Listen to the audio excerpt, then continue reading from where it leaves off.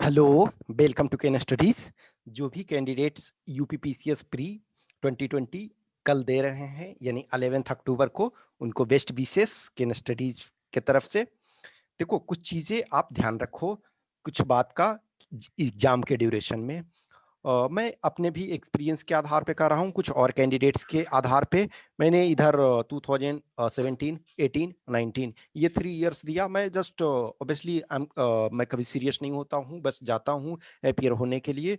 तो all 3 times मैंने pre qualify किया और आराम से क्वालिफाई किया विदाउट एनी प्रेशर। और इनफैक्ट यदि देखा जाए तो जो भी आप एटलीस्ट इलाहाबाद वगैरह में रह चुके हो और ये, तो आप पर्सनली बहुत सारे कैंडिडेट्स को जानते हो जो मल्टीपल टाइम्स 5 टाइम्स 6 टाइम।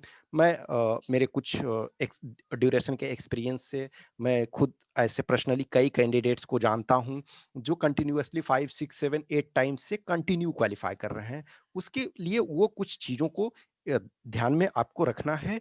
और अब देखो, थोड़ा सा चेंजेज कर रहा है UPPCS. Changes in the sense कि कुछ क्वेश्चंस जो है अब कंसेप्चुअली पूछा जा रहा है।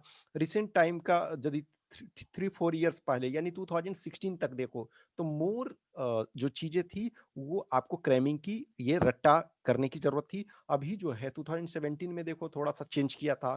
2018 में बहुत आसान एक तरह से था। आसान इस वजह से हो गया था कि 2018 में first time negative marking introduce किया, लेकिन चूंकि सीट्स बहुत ज्यादा थे तो 19,000 रिजल्ट दिया था, तो वो रिलेटिवली बहुत आसान था। 2019 देखोगे तो सीट्स बहुत कम थे तो रिजल्ट सीधा 1/3 हो गया था। तो इस वजह से वो चैलेंजिंग था और क्वेश्चन भी चैलेंजिंग। तो निगेटिव मार्किंग और इस लेवल में वो चैलेंज होता है। तो कुछ चीजों को ये ध्यान रखना है कि एग्जाम के ड्यूरेशन में देखो, एक तो है कि पहला, पहले से ये मान के नहीं चलना है कि हमको कितना क्वेश्चन सोल्व करना है। डिपेंडिंग ऑन, मैं समझता हूँ कि जो आपका 150 आ रहा, तो डिपेंडिंग ऑन कि क्वेश्चन किस ढंग का होगा। अभी देखो 2019 का तो कट ऑफ नहीं आया है, लेकिन 2018 17 वगैरह का देखोगे तो 2018 में first time negative marking introduce किया गया था। तो आपको टेंशन नहीं लेना है, नॉर्मली जो भी है। देखो, ऑन एन एवरेज आपको ट्राई करना है कि 200 मार्क्स का है, 150 क्वेश्चन यानी कि 1.33 मार्क्स का एवरी क्वेश्चन है, तो आपका 200 मार्क्स का है। तो ये चीजें ध्यान रखो कि जो भी है डिपेंडिंग ऑन क्वेश्चन का जो टाइप है, सीट्स कम हो या अधिक हो, कट ऑफ पे बहुत ज्यादा अंतर नहीं पड़ता है। तो ये ट्राई करना है कि 90 क्वेश्चन के आसपास हमारा सही हो काट छाट करके। तो ट्राई करो कि डिपेंडिंग ऑन क्वेश्चन जो भी है।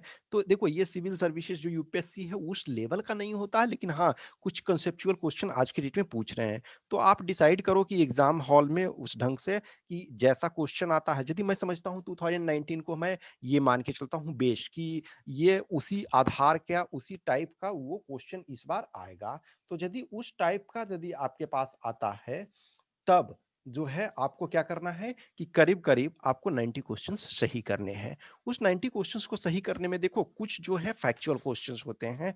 तो उस फैक्चुअल क्वेश्चन को आप, आइदर फैक्चुअल क्वेश्चन में क्या होता है, आइदर डायरेक्ट आपको आता है नहीं आता है, तो वो चीजें मैं समझता हूं कि वो ऑलरेडी आप रट्टा लगा रहे होगे। जो मैं पैटर्न में देख रहा हूं, कैंडिडेट्स को देखता हूं, तो वो आप रट्टा लगाए हो। लेकिन उसके बाद जो चीजें आपके पास होती है, जो आपका असर्शन रीजन, उन चीजों पे असर्शन रीजन पे काफी क्वेश्चंस था, उनको प्रॉपर तरीका से एनालाइज करना। फिर आपका जो मैच करने वाला होता है, ए 1 2 3 4, इधर ABCD, तो इन चीजों पे अच्छा करना। यही चीजें हैं जो कि आपको एनालिटिकल आपको हेल्प करेगा, क्योंकि जो फैक्चुअल है वो मेजोरिटी ऑफ क्वेश्चंस कैंडिडेट कर रहे हैं। जो असर्शन रीजनिंग ये वाला पार्ट है, इस पर थोड़ा सा फोकस करो। और जो मैच वाला है, इसको आप थोड़ा सा अच्छा कर ले गए तो वो आपके लिए एडवांटेज होगा। फिर देखो, दूसरा जो भी है, पेपर टू भी अभी जब से निगेटिव मार्किंग इनफैक्ट हो रहा है, तो कुछ कैंडिडेट्स हैं ऐसे, एक दो कैंडिडेट को मैं जानता हूं पर्सनली, जो